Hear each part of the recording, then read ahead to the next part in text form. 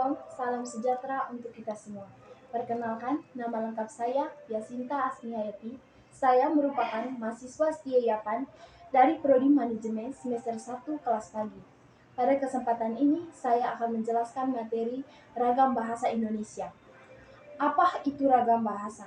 Ragam bahasa merupakan variasi bahasa yang pemakaiannya berbeda-beda menurut topik yang dibicarakan, menurut hubungan pembicara, kawan bicara, dan orang yang dibicarakan, serta media pembicara.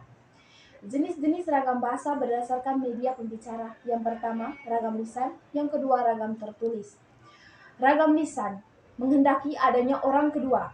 Di dalam ragam lisan, unsur-unsur fungsi gramatikal seperti subjek, predikat, dan objek tidak selalu dinyatakan. Ragam lisan sangat terkait pada kondisi, situasi, ruangan, dan waktu. Ragam lisan dipengaruhi oleh tinggi rendahnya dan panjang pendeknya suara, sedangkan ragam tertulis dilengkapi dengan tanda baca, huruf besar, dan huruf miring. Ragam tertulis tidak mengharuskan adanya teman bicara berada di depan. Fungsi-fungsi gramatikal harus nyata. Ragam tertulis tidak terkait oleh situasi, kondisi, ruangan, dan waktu. Ragam tertulis dilengkapi dengan tanda baca, huruf besar, dan huruf miring. Ragam baku.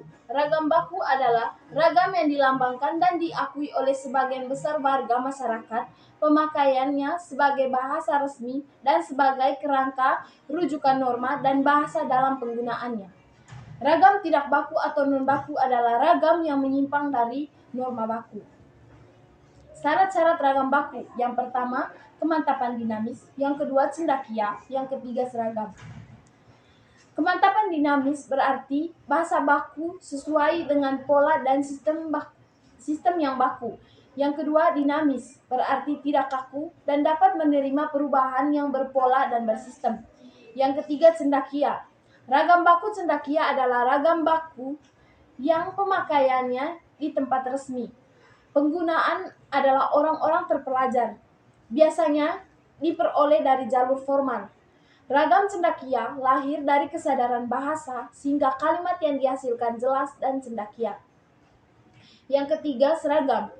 Pembakuan bahasa adalah proses penyeragaman bahasa. Pembakuan mencari kesamaan bahasa.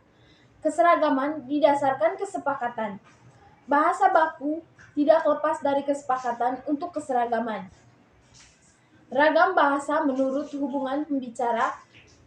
Yang pertama, ragam sosial, yaitu ragam bahasa yang sebagian norma dan kaidahnya didasarkan atas kesepakatan bersama di dalam lingkungan sosial yang lebih kecil dan bermasyarakat. Ragam fungsional. Ragam fungsional adalah ragam bahasa yang dikaitkan dengan profesi, lembaga, lingkungan kerja, atau kegiatan tertentu lainnya.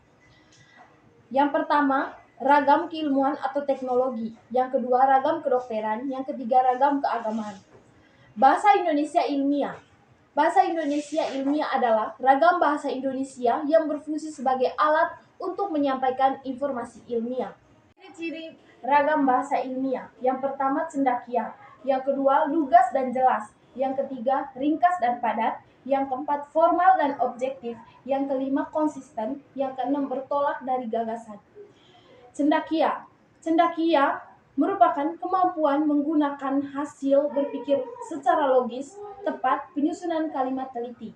Yang kedua, lugas dan jelas.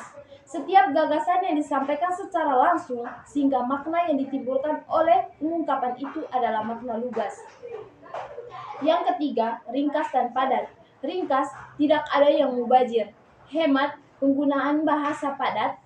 Gagasan, menandai tanpa pemborosan. Formal dan objek. Kosakata berada formal, membaca bukan membaca, menulis bukan nulis, tabrak bukan ketabrak, berkata bukan bilangan, objektif tidak berlebihan. Konsisten. Unsur bacaan, ejaan, dan tanda baca digunakan secara konsisten. Bertolak dari gagasan. Pada bahasa ilmiah dianjurkan penggunaan kalimat pasif sebagai upaya penonjolan gagasan, hal-hal yang diungkapkan. Penggunaan kalimat aktif penulisan sebagai pelaku perlu dihindari. Bahasa Indonesia yang baik.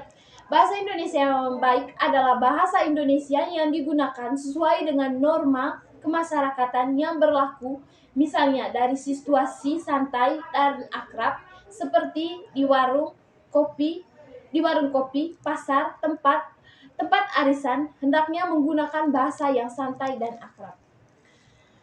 Baik, demikian materi yang saya sampaikan. Atas perhatiannya saya ucapkan terima kasih.